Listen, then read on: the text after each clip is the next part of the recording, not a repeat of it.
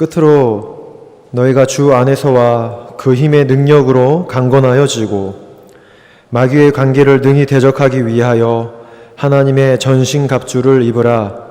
우리의 씨름은 혈과 육을 상대하는 것이 아니요 통치자들과 권세들과 이 어둠의 세상 주관자들과 하늘에 있는 악의 영들을 상대함이라. 그러므로 하나님의 전신갑주를 취하라.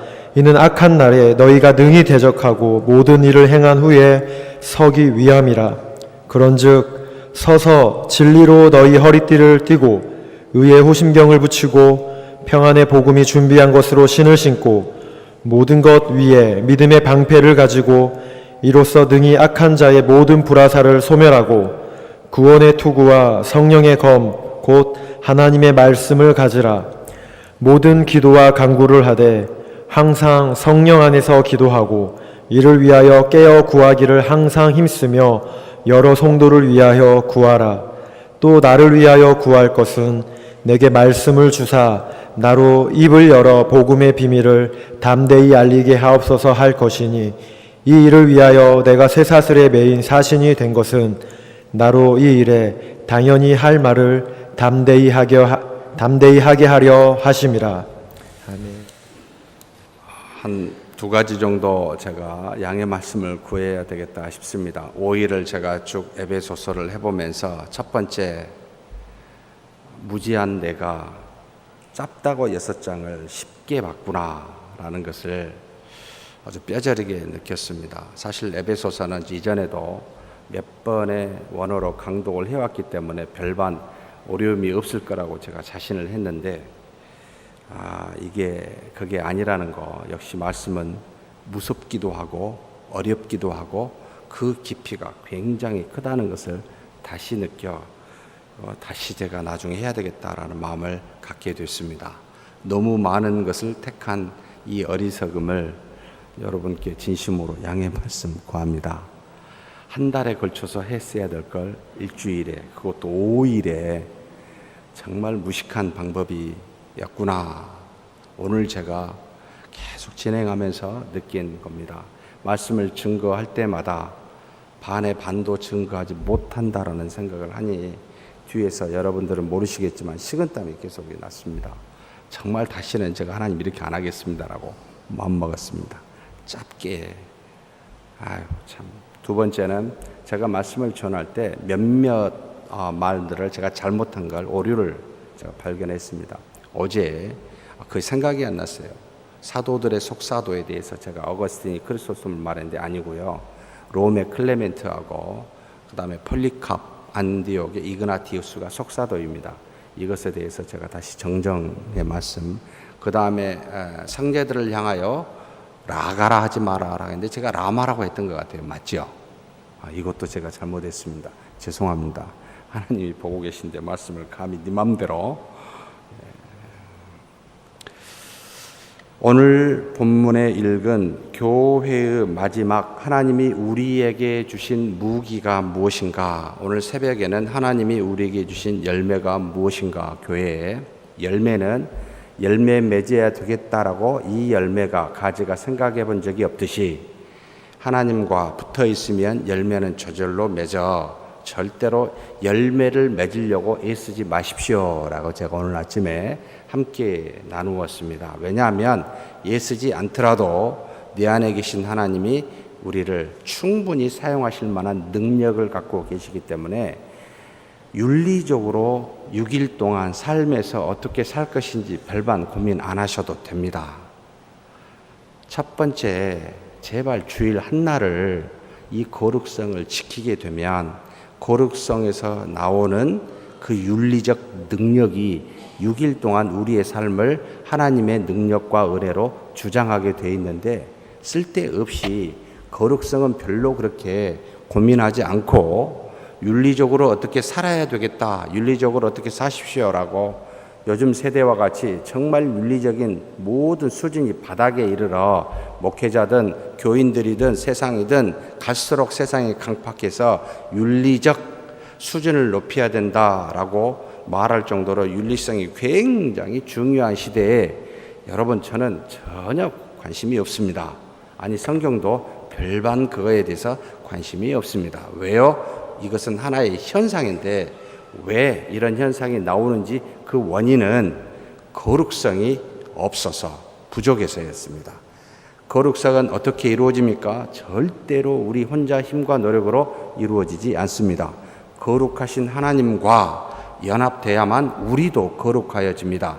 그래서 디모데전서 4장 5절에 오직 말씀과 기도로만 거룩하여집니다. 하나님이 주신 외적 증거인 말씀, 이것과 연합되어야만 결국은 말씀과 기도로만 거룩하게 되고, 이 거룩성이 네 안에 있었을 때 나로 하여금 겉으로 수많이 드러나는 사랑의 한 부분인 윤리적 영역, 이 모든 일들이 이루어지므로 거룩해야 돼요. 그럼 이 거룩은 말씀과 기도인데, 말씀과 기도가 농축되어 있는 모임이 무슨 모임입니까? 바로 우리가 드려지는 예배입니다. 예배입니다. 이것을 제대로 드리지 아니하고 하나님의 말씀을 듣고 가르치고 듣는 성경 공부를 하지 않고 하나님과 공적으로 교회에서나 개인적으로 골방에서 기도하는 것이 없이 어떻게 거룩성이 이루어지겠습니까? 이 날을 우리에게 딱 정해서 줬는데 이걸 안식일이라, 우리에게 현재는 주일이라 라고 주셨습니다. 이 날을 온전하게 못 지내면 나머지 6일은 거룩성으로 열매로 나타나는 윤리성이 전혀 안 드러나게 됩니다. 그러니 거룩한 주일을 안 지키고 윤리적으로 살려고 애써봤자 헛수고예요. 그래서 저는 여러분에게 윤리적으로 어떻게 사십시다 라고 별로 말하고 싶은 생각이 없습니다. 왜냐하면 거룩하면 생기니까. 그래서 거룩성에 항상 강조점을 두고 직접적으로 지속적으로 이 이야기만 하고 싶습니다. 윤리적으로 이야기하면 여러분 인상이 찌그러집니다. 맞는 말인데 안 되니까 이렇게 삽시다 저렇게 삽시다 안 돼요. 그런데 거룩하게 살자는 계속 강조를 해야 됩니다. 이것을 우리 힘으로 할 수 없어서 하나님께서 우리에게 도와주시는 분을 보냈습니다. 누구지요? 우리를 떠나지 아니하시는, 제가 누누이 삼위일체 하나님을 조금 구별해서 늘 이야기했습니다만 우리 안에 계시는 성령의 하나님, 이분이 나의 모든 것을 아시고 하나님의 모든 깊은 것까지도 아시는 하나님, 이 성령께서 지속적으로 그 뜻을, 하나님의 뜻을, 곧 말씀을 우리에게 마음판에 새겨지게 함으로 우리로 하여금 그 뜻대로 순종케 하여 하나님의 뜻을 윤리적으로 사랑으로 드러나게 하시기 때문에 계속 말씀을 봅시다. 말씀에 따라 믿읍시다. 믿음에 따라 그대로 맡겨주십시오. 그러면 사랑의 윤리가 드러납니다. 이 원리를 잊어버리지 마셨으면 좋겠습니다. 그래서 처음부터 출발을 해야 돼요. 이것을 성령께서 우리에게 처음부터 하시는데 이게 우리의 무기라는 겁니다. 결론적으로. 자, 그러면 6장 10절부터 그냥 쭉 제 방식대로 쭉 가겠습니다. 여러분이 말씀을 들으면서 메모하실 분을 하고 기억하실 분을 하십시오. 10절에 주와 그의 힘의 능력 안에서 강하여지라. 끝으로라는 말은 여러분 마지막으로 내가 이제 마지막 남은 말을 너희에게 하노니, 정확하게는 남는 말을 하는데 너희가 주 안에서와 그 힘의 능력으로 강건하여지고 라고 표현하고 있습니다. 주와 그의 능력 안에서 강하여져라 라고 사실은 명령을 하고 있습니다. 강하라 라고 지금 명령하는데 어떻게 강할 수 있습니까? 우리 힘으로 안 되니까 주 안에서, 주는 쿠리오스라는 주인이라는 뜻입니다. 만물을 만드신 분, 만물을 만드셨을 뿐만 아니라 그 안에서 섭리 역사하시는 분, 이분을 쿠리오스, 아버지 하나님에 대해서, 예수 그리스도에 대해서, 성령에 대해서 전부 다 쿠리오스라는 줄을 다 붙입니다. 어찌됐든 이 하나님 안에서 강하여지십시오. 그리고 또 조금 더 구체적으로 씁니다. 이분의 능력, 다시 말하면 우리 안에서 떠나지 아니하시고 지속적으로 역사하시는 그분의 뭔가 능력이 있어요. 우리로 강하게 하는. 그래서 그 능력 안에서 강하여지십시오. 이 말을 한 것은 이 두 개 밖에 강하여질 수 있는 요소가 없다. 제가 여러분을 절대 강하게 못합니다. 여러분 옆에 사랑하는 사람이 내 자신을 절대 강하게 못합니다. 상처를 주면 주더라도 물론 가끔 사랑하면 힘도 나지만 그런 강함은 아니지요. 우리 속사람을 강하게 하는 건 절대로 인간이 있던 피조물이 물질적인 것이 강하게 못합니다. 그래서 주 안에서와 그의 능력 안에서 강하여지라. 그러면 하나님의 능력 안에서 어떻게 강하여집니까? 이제 조금 더 구체적으로 질문이 되죠. 바로 다음에 나와 있습니다.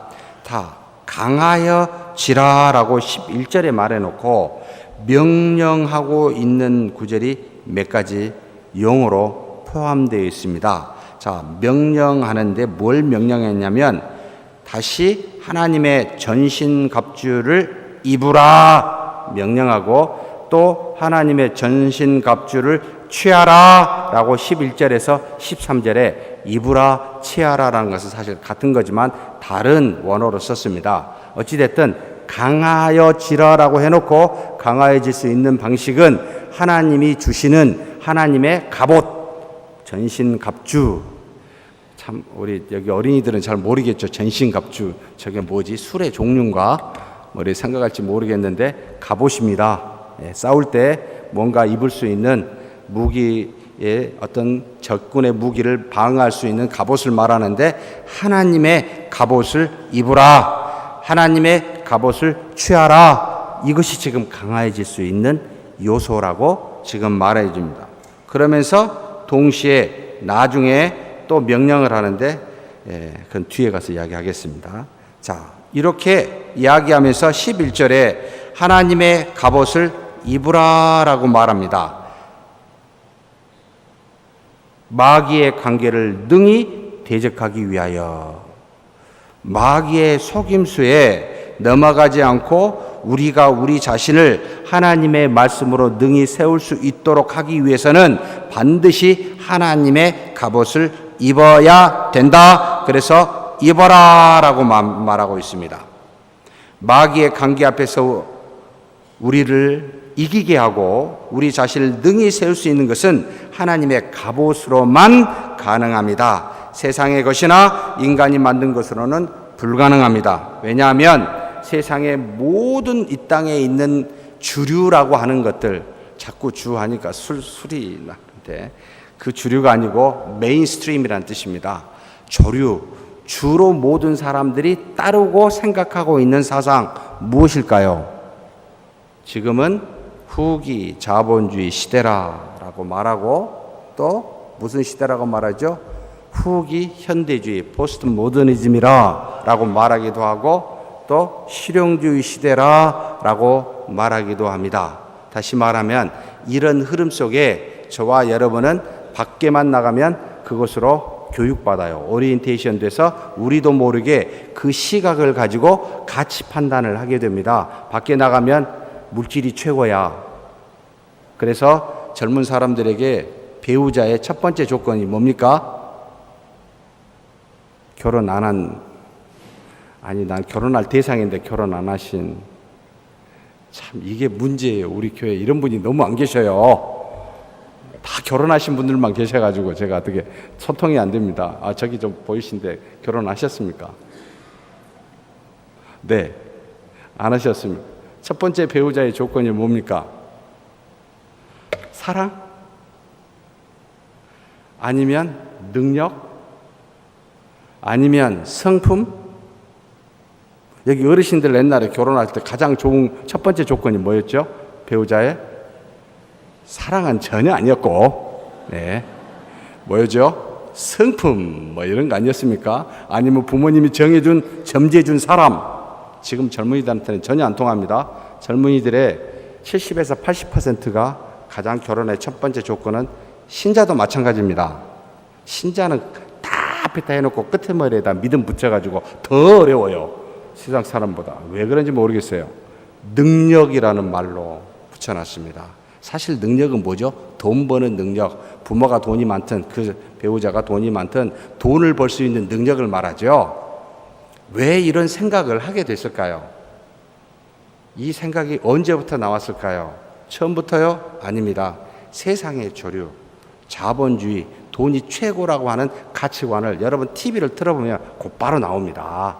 밖에 나가서 누구하고 대화해보면 곧바로 그런 생각이 되게 되어 있습니다. 그래서 여기 계신 분 하나님의 축복 그러면 뭘 생각하십니까? 돈이 없는 것이 축복입니까? 아닙니까? 아무도 그렇게 생각 안 하시죠? 진짜 놀랍습니다. 하나님의 축복 그러면 돈이 뭔가 많아야 돼요.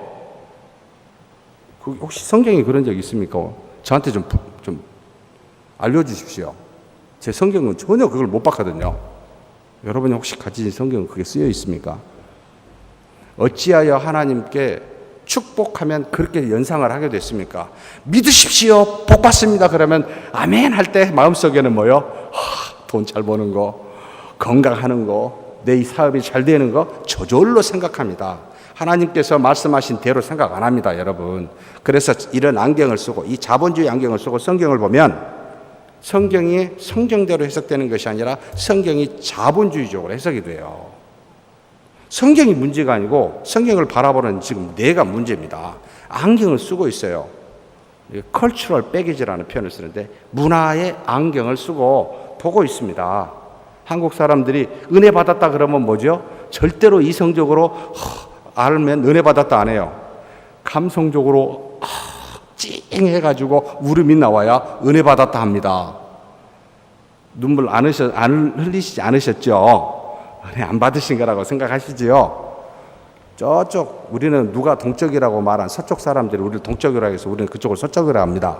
서쪽에 있는 하얀 사람들은 눈물로 은혜 받았다 말하지 않습니다.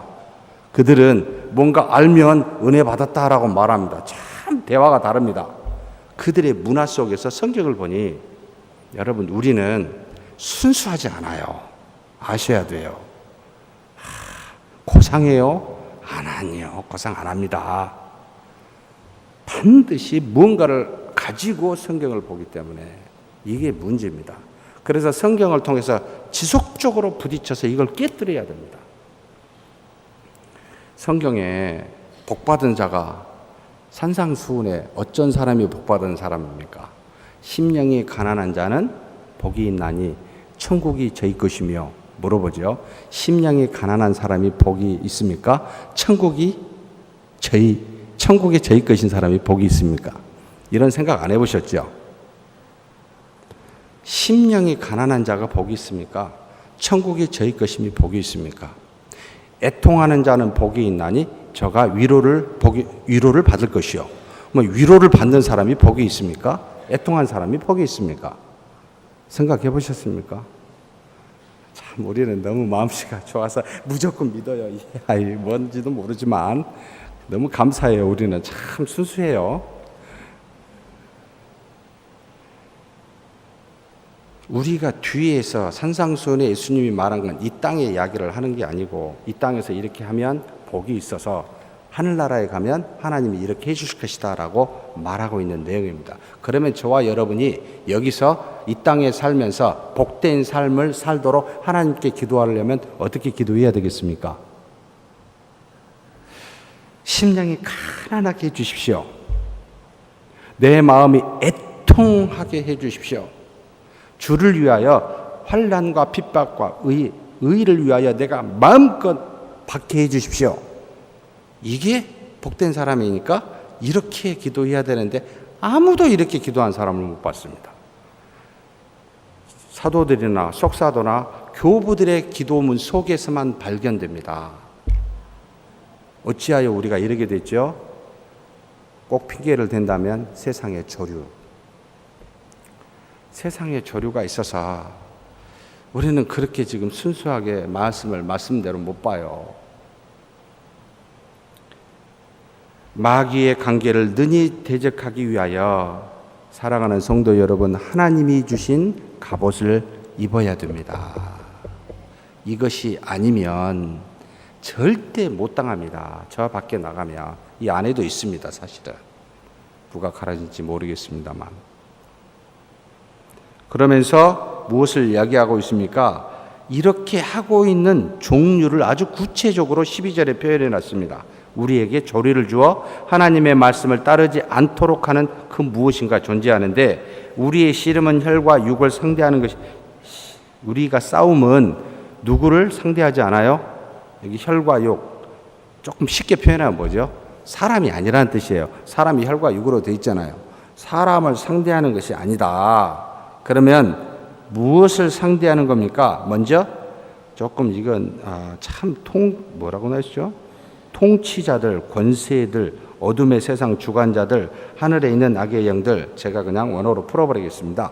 통치들, 다시 말하면 세상에 미치는 각종 영향력들, 사상들, 두 번째 주권들이라고 엑수시아라는 말을 썼습니다만, 여기는 뭐라고 되어 있죠? 권세들이라는 말을 썼습니다만, 성경에 여러분 권세 또는 권위 또는 능력, 한글로는 막 굉장히 막 섞어서 써가지고 잘 헷갈리는데 딱 두 가지 종류입니다. 엑수시아라는 말과 두나미스라는 말을 두 개를 쓰는데, 엑수시아라는 말은 주권, 권위, 뭔가 권한과 능력이 있어 자신의 뜻대로 행할 능력도 있지만 의지까지 포함된 상태. 그러나 두나미스라고 말하는 이 능력은 의지나 뜻이 있는 것이 아니라 뭔가의 능력이 나타난 상태를 말합니다. 하나님이 믿는 신자에게 뭘 줬을까요? 한 번도 엑수시아라는 말을 딱 한 번만 쓰고 한 번도 쓰지 않습니다. 두나미스를 씁니다. 왜냐하면 하나님이 우리에게 무엇인지 할 수 있는 하나님의 능력을 가지고 네 맘대로 하라고 준 적이 없기 때문입니다. 바로 하나님께서 우리 안에 오시사 우리를 통하여 하나님의 능력이 나타나므로, 이 능력은 우리의 뜻과 의지가 포함되어 있지 않기 때문에 그저 능력이라 해서 두나미스를 써요. 근데 하나님한테만 엑수시아를 씁니다. 근데 딱 한 번 우리한테 써요. 믿는 자는 하나님의 자녀가 되는 권세를 주셨으니 하고, 이 권세일 때만 엑수시아를 씁니다. 근데 이 권세라는 말을 두나미스랑 같이 쓰니까 우리가 헷갈리는데, 엑수시아는 나중에 하나님의 자녀로서 하나님의 나라에 가면 그리스도의 반열에 올라, 여러분 하나님이 만든 피조물을 어떤 정도의 영향력일지 모르지만 그리스도와 같이 다스릴 수 있는 의지와 뜻을 우리에게 부여합니다. 그래서 하나님의 자녀가 되는 권세는 하나님 나라에서 이루어질 그 놀라운 권세이기에 거기에서만 딱 엑수시아라는 말을 쓰고, 현재 이 땅에서 우리가 행하는 믿음의 모든 것들은 우리 의지와 뜻에 따라 이런 것들이 이루어지지 아니하고, 그 하늘과 땅의 권세를 가지고 계신 하나님이 내 안에서 역사하여 나는 의지와 뜻이 없는 하나님의 능력, 그 영광만이 나타나기에 두나미스라는 능력, 힘, 권세, 이런 표현을 쓰고 있습니다. 그러니 하나님이 저 위에 계셔서 우리에게 애따 권능을 주고, 그래 잘 사용해, 교회를 위해서 너를 위해서 잘 사용해, 알겠습니다. 그거는 내가 이렇게 행하고 저렇게 행하고, 이런 식으로 하나님이 밖에 계셔서 우리에게 뭔가를 주신 것이 아니라, 하늘과 땅의 모든 권세를 가지신 분이 우리와 함께 계시면서 나를 통하여 당신의 능력을 드러내신다. 이게 신앙의, 믿음의 본질입니다. 그래서 은혜를 받았다 하면 밖에 계신 하나님이 나한테 뭔가를 주어 내가 내 마음껏 사용할 수 있을 거라고 착각하신 분이 많은데, 정말 죄송합니다만 아니에요. 우리 안에 있어요. 근데 왜 마음대로 쓰시려고 하시냐는 거죠. 너무 자유가 많아서 우리는 문제입니다. 의지가 충만합니다. 그냥 젊은이들은 더더욱 충만해요. 요셉은 꿈쟁이라 그래가지고, 여러분 잠자다 꿈을 꿨지 먼 미래에 대해서 비전을 갖고 꿈을 꾸는 요셉이 아니에요. 근데 그렇게 가르쳐요. 젊은이들이여 미래에 대해서 꿈을 가지라고요. 무슨 꿈입니까? 이 땅에서. 네? 성경을 읽고 있습니까? 도대체 젊은이들 보고 무슨 꿈을 가지라고 이야기하십니까? 이 땅에 좋은 꿈요? 자만의 꿈을 많이 가진 자는 뭐요? 근심이 많다고 그랬어요. 무슨 꿈을 갖지 말라 이거예요. 무슨 꿈입니까? 오직 하나님 나라에 갈 꿈 한 가지밖에 없습니다. 예? 근데 다른 이야기합니다. 참 우리는 우리 마음대로 그냥 알아서 그냥 해석해버리고 알아서 가르쳐버리고. 여러분 말씀이 두렵는 것을 아셔야 됩니다. 함부로 말씀을 하시면 곤란하게 되죠. 세상의 조류예요. 이런 영향력들이 우리 안에 계속 있어요.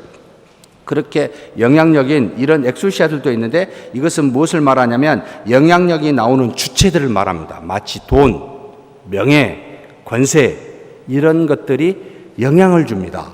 이걸 주권들이라 이 땅에서 의지를 가지고 돈이나 명예나 권세를 추구하려고 하려는 이런 경향들을 말합니다. 그런데 이런 세상 주관자들이라는 표현을 쓴 것은 돈과 권세와 명예를 가지고 있는 그런 직책 있는 자들을 다 포함된 내용입니다. 사람 자체가 아니라 그 사람에게 직책이 있어서 그 직책, 돈과 명예와 권세를 추구하도록 하는 이건 세상 주관자들이라는 말로 씁니다. 그런데 이 세상 주관자들만 있는 게 아니라 눈에 보이지 않는 하늘에 있는 악한 영들, 모든 영향으로 사람들의 영을 도둑질하고 죽이고 멸망시키는 타락한 전사들, 마귀들, 사탄을 말하고 있습니다. 이와 같은 것들에 의해서 세상 주관자들이 나오고 세상 주관자들에 의해서 주권들이 나오고 주권들에 의해서 여러 영향력을 미치는 그런 권세들이 나타납니다.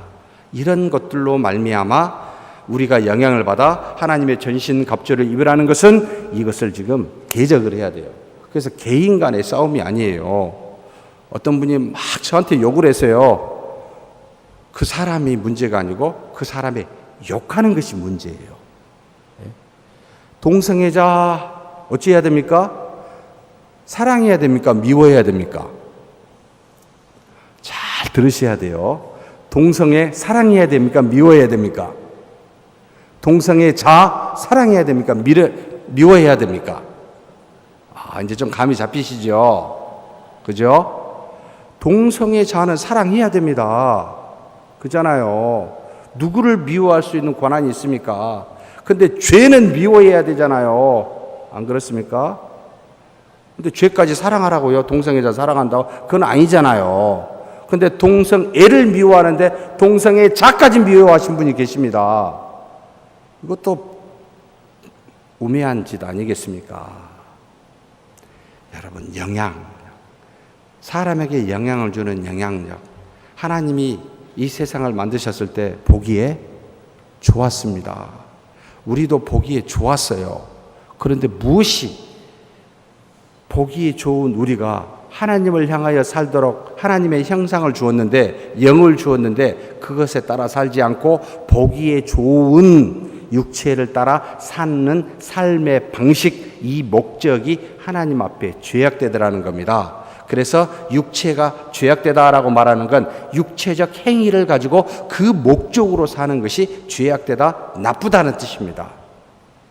원래 하나님의 의도는 영을 따라, 육체를 가지고 그 영을 따라 행하도록 돼 있었기 때문에, 그렇게 처음부터 만들었기 때문에 우리 안에 만들어주신 그 영을 육체를 통해 그대로 드러내 하나님의 뜻이 나타나도록 되어 있었는데 싹 잘라버리고 내 뜻대로, 마치 우리는 다 양 같아서 자기의 소신에 소견에 좋은 대로 사는 육체의 소견에 좋은 대로 살기에 이것을 죄악되다, 잘못됐다, 이걸 미워해야 되지요. 이걸 경계해야 됩니다.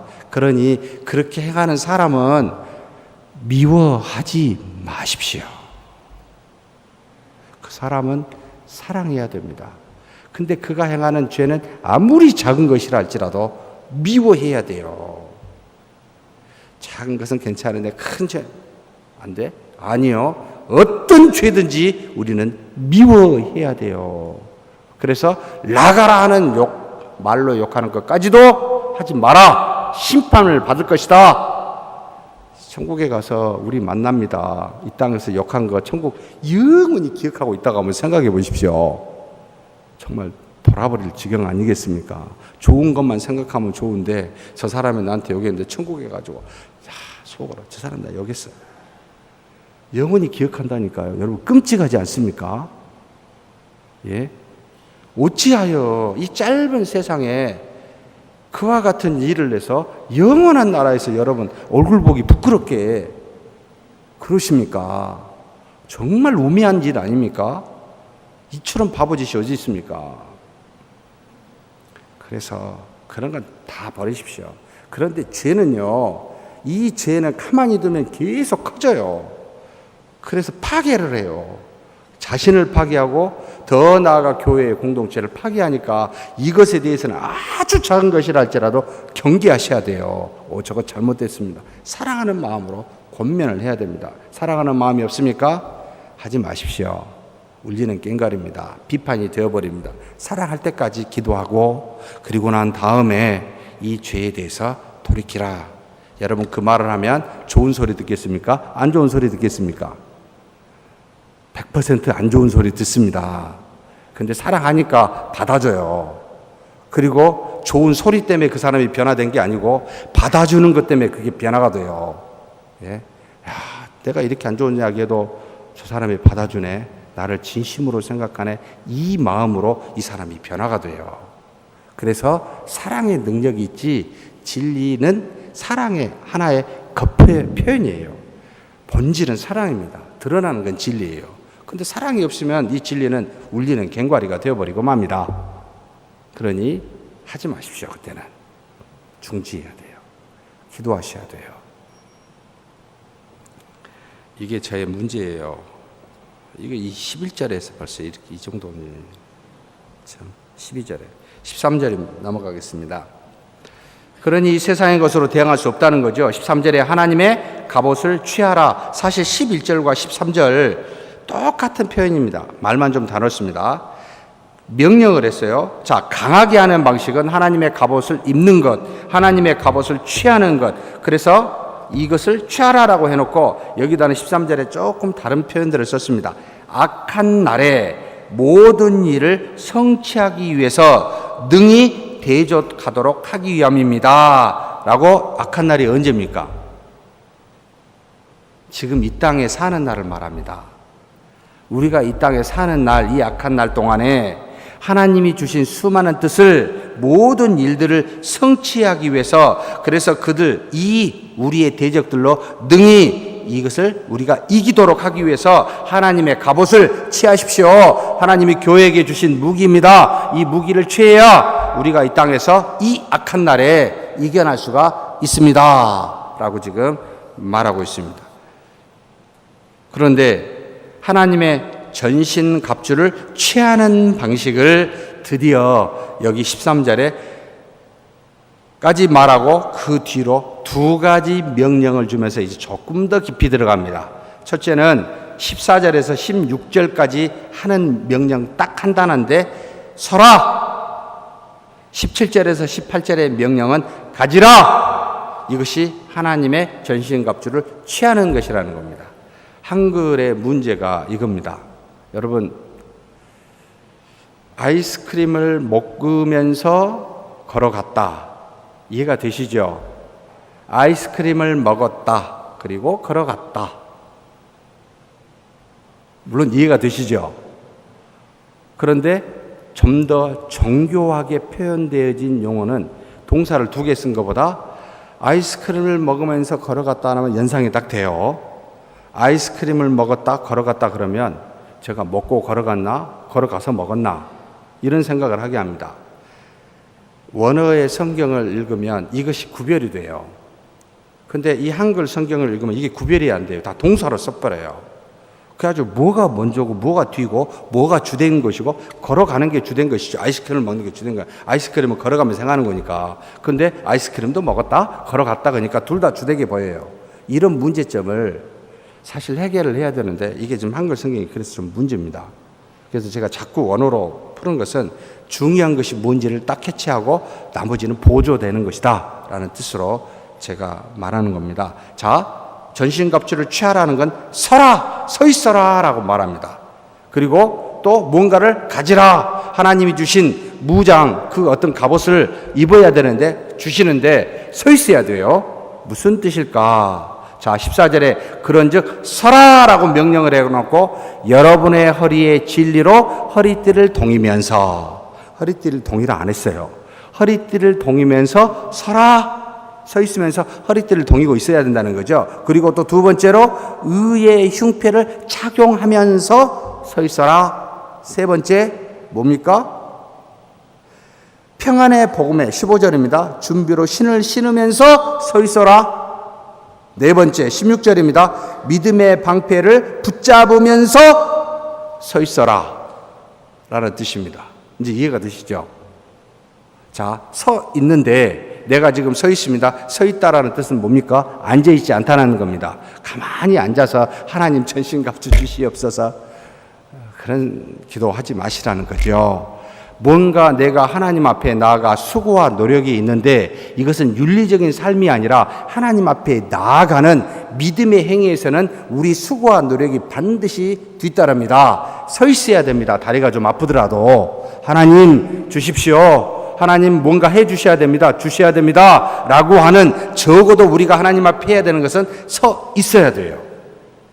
이걸 명령했어요. 서 있으라. 그런데 하나님이 주신 것이 뭡니까? 진리입니다. 이 진리에 허리띠를 동이면서, 진리는 뭐죠? 하나님의 말씀입니다. 이 말씀이 왜 허리띠를 동여야 됩니까? 바지가 내려가지 않고 딱 뭔가를, 모든 옷을 든든하게 매주는 이 진리, 곧 하나님의 말씀은 우리의 삶의 중심이 되게 해라. 좌로나 우로나 치우치지 않도록 우리의 삶을 딱 붙잡아주고 모든 것에 온전하게 걸어갈 수 있도록 해주는 것은 우리 의지와 뜻이 아니라 하나님의 말씀이니 이것으로 허리띠를 졸라매듯이 진리로 허리띠를 동이면서 서 있어라 라고 지금 말하고 있습니다. 그것만이 아닙니다. 가슴에 의의 흉패를 착용하면서, 붙이면서, 갑옷인데 가슴이 너무 허전하면 칼이나 화살이 와서 맞으면 죽잖아요. 그래서 뭔가 붙여야 되는데 뭘 붙이라고요? 의의 흉패. 흉패라는 건 가슴을 막는 그 어떤 건데, 의로움으로, 그 의로움은 뭡니까? 디카이오 순회라는 말은 하나님의 말씀에 따라 선을 행하며 순종하며, 그러니까 결국 하나님의 말씀을 따라 실천하는 그 실천의 모습이 내 가슴에 모든 적들을 막아주는 방어막이 됩니다. 여러분 실천 안 하고 말로만 하면 어때요? 무지하게 욕먹습니다. 저도 욕먹지 않으려고 애쓸 겁니다. 말만 해놓고 실천 안 하면 2년 3년 뒤에 욕먹을 수 있는 충분한 가능성이 있으니, 사랑하는 성도 여러분, 교회를 오래 다녔다고 존경하지 않습니다. 하나님의 말씀에 따라 순종했을 때 존경이 됩니다. 그렇지 않을 때는 비난의 화살이 계속 와요. 계속 꽂힐 거예요. 그러니 진리의 허리띠를 띄었으면 진리의 말씀에 따라 순종하여 그것으로 가슴을 탁 막아라. 어떤 화살이 와도 당당할 수 있는 것은 말씀대로 실천할 때이다 라는 것을 우리에게 가르치고 있습니다. 근데 그것만 있으면 안 되죠. 신발도 좀 신어야 되지 않겠습니까? 무슨 신발입니까? 평안의 복음의 준비로, 평안의 복음에 준비된 것으로 신발을 신으라는 겁니다. 무슨 말입니까? 복음은 평안을 주는데 이 복음을 전하라는 거죠. 복음의 준비가 돼야 됩니다. 우리가 어디를 걸어가든지 이 신발이 있어야 됩니다. 다시 말하면 세상 조류에 따라가지 않으려면, 그리고 많은 사람에게 나가 복음의 능력을 알려주려면 여러분 이 복음의 신발을 신고 걸어가셔야 됩니다. 그렇지 않으면 밖에 있는 수많은 걸음들을 따라가기가 쉽습니다. 그런 신발 신지 마십시오. 오직 복음에, 평안을 주는 복음에 이 신발을 신으셔야 됩니다. 그 다음에 뭘 가져야 돼요? 이제는 몸은 됐어요. 뭔가 한 가지 좀 방패가 있으면 좀 더 낫지 않겠어요? 어떤 방패입니까? 믿음의 방패를 붙잡으면서 서 있으라는 겁니다. 믿음의 방패를 붙잡으면서, 왜, 뭡니까 이게? 여러분, 유혹을 이기려면, 우리를 태우려는 세상에 불화살들이 쏟아지고 있을 때 이것을 막으려면 우리는 확고한 믿음이 있어야 됩니다. 우리 영화 보러 갈까? 물론 영화 본 건 나쁜 건 아니에요. 근데 영화 볼 수 있는 시간이 별로 없어요. 그리스도를 만나고 성경을 읽고 기도하기 바빠요. 믿음에 확고한 사람이라면 죄송합니다. 다음 기회에 가겠습니다. 라고. 우리 어디 놀러 갑시다. 가고 싶어요. 그런데 여러분 휴식은 언제 옵니까? 일주일 휴식하고 하루 일해 보신 분. 그 휴식이 혹시 휴식이라고 생각이 되던가요? 일주일이면 너무 짧나? 한 달 놀아보시고 한 일주일이나 한 달 또 일해 보시면 그 한 달이 휴식이 됩니까? 여러분 참된 휴식은 하나님이 만들어주신 방식이 있습니다. 6일 동안 일을 하고 하루를 쉬었을 때 그 하루는 진짜 휴식이 됩니다. 즐겁습니다. 거꾸로 해보십시오. 진짜 돌아버리겠습니다. 안 해보셨군요. 여러분은 정말 일들을 열심히 해서 전 놀아본 적이 있었습니다. 다시는 놀고 싶지 않습니다. 예. 그런데 이와 같이 세상의 조류에 여러분 우리가 막으려면 믿음이 확고하게 있어야 됩니다. 하나님이 살아계시고 지금도 역사하시며 우리를 붙들어주고 계시고 최상의 인간의 삶의 방식은 하나님이 만들어준 방식이요 지금도 눈에 보이지 아니하시지만 우리의 일거수일투족을 보시며 당신의 뜻대로 선을 이루어 가시는 하나님 믿어보십시오. 그러면 우리의 생각대로 안 갑니다. 세상의 조류에 안 따라가게 되어 있습니다. 이게 바로 믿음의 방패입니다. 이걸 붙잡고 계셔야 됩니다. 서 있으면서. 자, 그러면서 서 있으면서 네 가지를 하라는 겁니다. 진리로 허리띠를 동이고 뭐요? 의의 흉패를 달고 또 뭐요? 복음의 신발을 신고 뭐요? 믿음의 방패를 붙잡으면서 서 있으라. 이것이 바로 하나님이 주시는 갑옷입니다. 전신갑주입니다. 근데 뭐가 좀 허전하지 않나요? 맨날 왜 나는 방어만 해야 돼요? 뭐 좀 공격 좀 해야 되는 거 아니에요? 그렇죠. 그래서 그 다음에 우리에게 17절 말씀을 주셨습니다. 가지라라는 명령으로 전신갑주를 취하는데 전신갑주는 방어하는 것만 서서 갖고 있는 것이 아니라 무언가를 가지고 공격하는 것도 하나님이 주시는 전신갑주 갑옷입니다. 두 가지를 우리에게 공격용으로 주셨는데 무엇입니까? 구원의 투구. 투구는 쓰는 거잖아요. 쓰는 건 막는 거 아니에요? 이것은 지금의 보다는 좀 고대, 사실 지금 바울이 이 서신을 에베소 쓸 때는 고대의 전쟁을 생각하고 하나님께서 우리에게 만약에 갑옷을 주신 거라면 당시에 있는 것들을 연상하여 하는 겁니다. 여러분, 투구는 방어용만이 아니고 공격력이기도 합니다. 왜냐하면 주로 무슨 맨투맨으로 뭐라고 그러죠? 그냥 손과 발로 싸우는 칼은 누가 갖고 있어요? 주로 왕 정도나 갖고 있어요. 예? 우리는 짝대기나 날카롭게 해가지고 이런 가지고 백병전을 싸워요. 그런데 여러분 이 뭔가를 쓰고 있으면 대단한 무기입니다. 때려 그냥 받아버리면 되니까. 그래서 구원의 투구인데 이 투구가 무슨 투구? 구원의 투구라는 겁니다. 저와 여러분이 하나님의 자녀라는 확신을 가지고 있으면 여러분 누구에게든지 당당해질 수 있습니다. 나는 이 세상의 사람이 아니라 영원한 나라의 하나님 자녀입니다. 무엇이든지 여러분 나한테 해보십시오. 속으로만 그냥 가만히 있습니다. 욕을 해도 뭐라고 말을 해도 별반 흔들림이 없습니다. 그리고 당당하게 이야기합니다. 참 속으로는 불쌍하다 말하면 욕이 될 수 있으니까 속으로만 불쌍하다 생각하고 예수님을 믿으십시오. 뭐 괜찮으면 우리 소문교회 한번 와보시면 안 되겠습니까?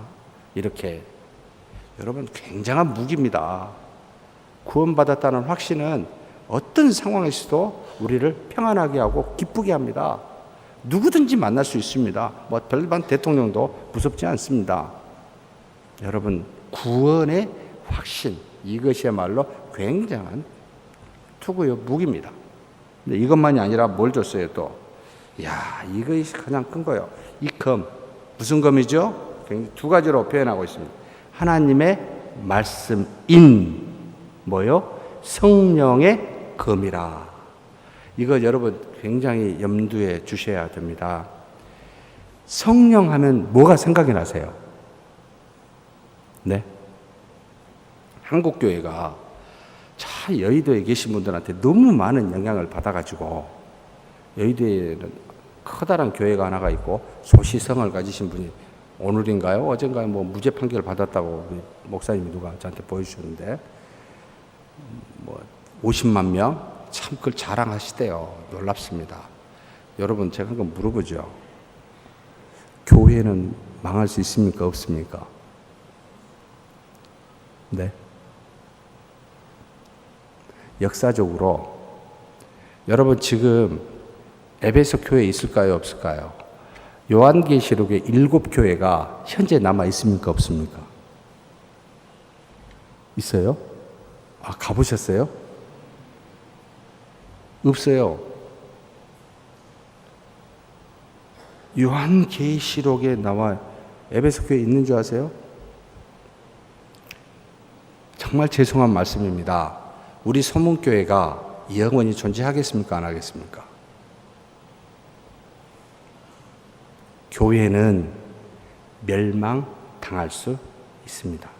만약에 하나님의 말씀을 떠나면 이스라엘 백성이 멸망당했습니다. 우상을 숭배해서 그들이 하나님의 약속의 땅 가나안 땅에서 800에서 900년 동안 살았음에도 불구하고 결국 아수르에 의해서 북이스라엘이, 바벨론에 의해서 남이스라엘이 586년경에 멸망당해서 지금 최근에 1945년입니까? 그제서야 다시 나라를 없었어요. 하나님의 택한 백성이요, 성경을, 예수님도 유대인 중에 한 분이십니다. 여러분 교만하지 마십시오. 진짜 아무것도 아니에요 우리는. 그러나 복음은 멸망할까요? 안 합니다. 하나님의 말씀은 1.1획도 땅에 떨어지지 아니하고 영원하지만 이 말씀을 잘못 믿으면 우리는 푹 불어버리면 사라질. 그러니 무엇을 자랑해야 되고 무엇을 중시해야 되겠습니까? 너무나도 명약관합니다. 하나님의 말씀, 곧 성령인데 이 성령을 너무나 이 여의도에 있는 사람들이 좋아하다 보니까 고린도전서 12, 13, 14장에 나와 있는 성령만 생각을 하다 보니까 요한복음에 예수님께서 증거한 성령의 생각은 싹 사라져 버렸습니다. 요한복음에 나타나 있는 성령님에 대해서 여러분 13, 14, 15, 16 쭉 읽어보십시오. 무엇을 말합니까? 은사에 대해, 카리스마나 카리스마타에 대한 내용은 하나도 없어요. 뭐요? 오직 주 예수 그리스도께서 하신 말씀, 진리, 이런 표현을 쓰고 있으면서 성령의 하나님은 우리로 하여금 하나님의 말씀을 생각나게 하고 진리 가운데로 인도하시는 성령의 감동으로 지어진 하나님의 말씀, 곧 이 말씀의 저자요, 이 말씀을 가르치는 자라라고 지속적으로 가르쳐 있어서 성령님 그러면 반드시 생각날 게 뭐예요? 하나님의 말씀입니다. 하나님의 말씀하면 반드시 생각나야 될 게 성령이십니다. 그래서 이 두 가지는 동전의 양면이에요. 떨어지지 않아요. 하나님의 말씀, 그러면 그 말씀을 통해 성령이 역사하여 믿음을 주고, 성령이 역사했다 하면 뭔가 하나님의 말씀을 주셨구나. 무슨 이상 야릇한 기적과 이적을, 이런 게 아니에요. 필요하실 때는 주고 필요 없을 때는 안 줍니다. 여러분 성령의 은사는 나중에 한번 이걸 가지고 본격적으로 좀 다뤘으면 좋겠습니다만 어느 교회에서만 나타났습니까?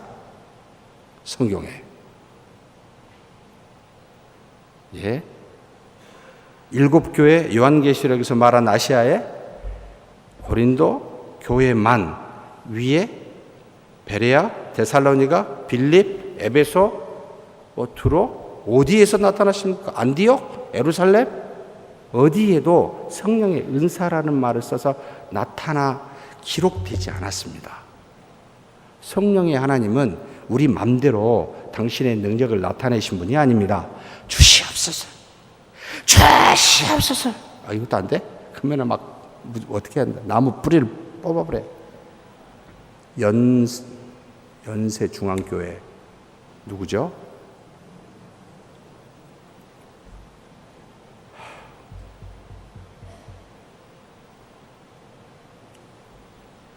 여러분, 하나님의 말씀을 두려워하셔야 됩니다. 이 말씀을 하신 분이 성령의 하나님이십니다. 우리 안에 오셨다라고 하는 내용을 로마서에 마음판에 새겨진 말씀이라는 표현을 씁니다. 그 하나님이 자꾸 까먹으니까 이것을 마음판에 새겨서 기억나게 하셔요. 그래서 사도행전에 너희가 어디에 가서 무슨 말을 해야 될지 고민하고 어려움이 생길 때 어떻게 하라고요? 걱정하지 말라고요. 왜요? 생각나게 안에 계시기 때문에. 아무 걱정하지 마세요. 그냥 읽으세요. 좀 깊이 겸손하게. 그러면 어떤 일을 하다가 반드시 그 말씀이 떠오릅니다. 그래서 어떤 일을 하나님의 뜻인지 아닌지를 분별토록 하십니다. 그래서 여러분, 하나님의 뜻이 모르겠다. 이것은 내 안에 계신 성령님이 지금 아무 말 안 하시든지 지금 주무시고 계시든지 없다라는 말이 돼요. 이거 거짓말이에요. 신자라면. 제가 장담합니다. 여러분이 무슨 일을 하든지 하나님의 뜻인 것과 아닌 것을 즉각합니다. 왜요? 안에 계신 분은 졸지도 주무시지도 아니하시며 반드시 알려줍니다. 근데 왜? 안 들어요. 경험이 있어요. 생각이 있어요. 뜻이 있어요. 이렇게 해야만 해요. 그래서 안 듣습니다. 예수님이 수많은 유대인들에게 다니면서 복음을 전해도 예수님을 예수님으로 하나님의 아들로 한 사람은 극히 소수였습니다. 똑같이 보고 들음에도 똑같이 오병이의 기적을 맞아들여도 어떤 사람은 참된 하나님의 아들로 주는 그리스도시요 살아계신 하나님의 아들이라고 고백할 수 있지만 어떤 사람은 아무 생각이 없습니다. 왜 그렇습니까? 주 예수 그리스도가 문제가 아니라 그걸 받아들이고 듣는 귀가 있어도 듣지 못하며 눈이 있어도 보지 못하는 자들아 라고 주께서 지적하셨듯이 우리의 문제입니다. 그분의 뜻을 몰라서가 아니라 그냥 막아버립니다. 내가 보고 싶은 것만 보고 듣고 싶은 것만 듣습니다. 그분이 말씀하신 것이 무엇인지 묻지 않습니다. 그래서 하나님 앞에 겸손하다라는 건 무엇이든지 말씀해 주세요 라고 나의 죄악됨과 연약함을 알고 아무 의지, 아무 노력, 아무 생각 안 하고 물어봅니다. 그렇습니까? 그럼 이래 하겠습니다 라는 자세. 근데 의지가 있어요. 그러면 그에 합당한 이야기만 들어요. 나머지는 절대 안 들어요. 우리 아들이 별로 고집은 없는데 아들이 없으니까 이야기하고 어디 올 때는 말 안 해야 되는데 옷을 사는 데는 대단히 고집이 있어요. 저는 이걸 사주고 싶어요. 근데 절대 안 사요, 이것을. 그게 의지가 뚜렷한 게 있어요. 그게 뭔지 모르겠어요. 보는 눈이 저하고 너무 달라요. 이발도 가면 마찬가지입니다. 저는 이렇게 깎았으면 딱 좋겠어요. 근데 걔가 생각하는 이발의 방식이 있어요. 절대로 이렇게 안 깎아요. 참. 하나님 앞에 우리가 그런 모습을 보이는 그런 건 아닌가. 여러분, 하나님의 말씀은 우리 삶의 기준입니다. 우리 삶의 수단이 아닙니다. 나를 위하여 말씀이 있는 것이 아니라 말씀을 위하여 내가 존재합니다. 그래서 제가 종종 묻습니다. 여러분, 믿으려고 사십니까? 살려고 믿습니까? 질문이 굉장히 트리키하죠. 살려고 믿으십니까? 믿으려고 삽니까? 무엇이 지금 중심이냐는 거예요. 당신 자신입니까? 하나님의 말씀입니까? 하나님의 말씀이면 믿으려고 산다는 말이 나오게 되고, 내가 지금 중요하면 나를 위해서 하나님이 필요하고 말씀이 필요하기에 살려고 믿습니다, 이런 말이 나와요. 물론 둘 다 신자예요. 그런데 살려고 믿는 사람은 그냥 신자예요. 믿으려고 산 사람은 지난번에 말했듯이 제자라. 딱 구별이 돼요. 몇 마디 질문을 하면. 사랑하는 성도 여러분, 말씀에 굴복합시다. 말씀 위에 서서 보지 말고 말씀의 밑에 서서 그분이 나를 조명토록 하십시다. 이게 우리의 강력한 무기라, 성령의 무기라, 성령의 검이라, 말씀이라.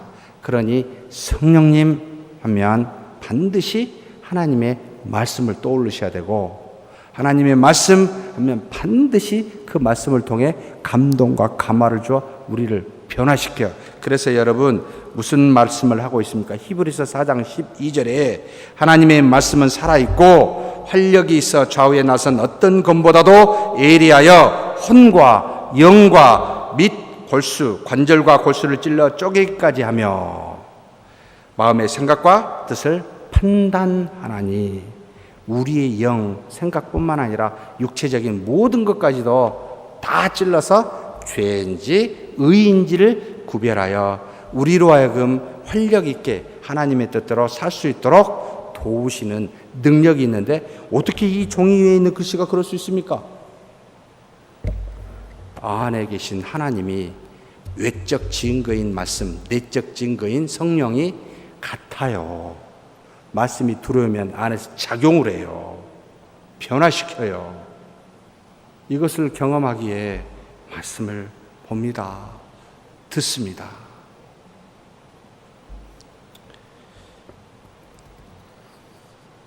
다 됐네요. 벌써 또 시간이. 뒤에는 또 대충 하십시다. 죄송합니다. 참 제가. 그래서 18절에 항상 성령 안에서 기도와 간구로 기도하면서, 지금 이 가지라라고 말하면서 두 가지를 말했어요. 구원의 투구, 성령의 검, 하나님의 말씀을 가지라 해놓고 뭔가 또 뭐뭐 행하면서 가지라는 겁니다. 어떻게 해요? 성령 안에서 기도와 간구로 기도하면서, 지금 기도하면서 구원의 투구를 갖고 기도하면서 하나님의 말씀 곧 성령의 검을 가지라. 또 무엇을 말합니까? 모든 성도들을 위해 오래 참음과 간구로 깨어 있으면서 구원의 투구를 갖고 성령의 검 하나님의 말씀을 가지십시오. 곧 기도하면서 깨어 있으면서, 이 두 가지는 사실 우리로 하여금 구원의 확신을 주고 하나님의 말씀에 대한 은혜와 능력을 받게 하는 하나의 통로이기도 합니다. 그래서 기도하셔야 되고 깨어 있어야 돼요. 깨어 있으라니까 잠자지 말고 있으라는 게 아니고, 생각이 다른 세상의 유혹에 넘어가지 말고 하나님께 집중되어 있는 상태를 깨어 있다라고 말합니다. 깨어 있고 어떻게 해요? 기도하시면서. 그래서 19절 드디어 이제 앞에 그런 무기를 말해놓고 사도 바울이 자기를 위해서 부탁합니다. 요청합니다. 나를 위하여는 복음의 비밀을 담대히 선포하도록 나의 입을 열 때 나에게 말씀을 주시라고 기도해 주십시오. 바울이 이 로마의 감옥에 하나님의 뜻대로 주의 일대로 내가 갇혀 있는데, 이 갇힌 곳에서 나를 위해서 기도할 제목이 뭐냐면, 감옥에서 제발 좀 나가 자유롭게 해달라고 기도하는 것이 아니라, 이 상황에서도 복음의 비밀을 담대히 선포할 수 있도록 내 입술을 열 때 하나님의 말씀을 주시라고 기도해 주십시오. 더욱더 내 안에 계신 성령이 나를 통하여 하나님의 말씀을 증거하라고 그렇게 기도해 주십시오. 참 놀랍습니다. 나도 이렇게 기도할 수 있을까? 그러면서 20절에 이것을 위해, 다시 말하면 담대히 말씀을 선포하기 위하여 나는 사슬에 매인 사신입니다. 지금 현재 감옥에 있는 하나님의 말씀을 전하는 메신저입니다. 현재 지금 그렇게 표현하고 있습니다. 자기는 그것 때문에 갇혀 있다는 거예요. 이 말씀을 전하기 위해서. 굉장히 기쁘고 즐거운 감옥 생활이라는 겁니다. 하나님이 의도하신 것이요, 나는 이것을 담대히 하나님이 주신 것이니까 받겠다. 와, 진짜 놀랍지 않습니까? 나는 이것을 위해 사슬에 매인 사신입니다. 그러면서 이 안에서 내가 마땅히 할 말을 기탄 없이 말하도록 하기 위함이니 그렇게 기도해 주십시오. 이렇게 기도하는 저와 여러분이 되기를 주의 이름으로 축복합니다.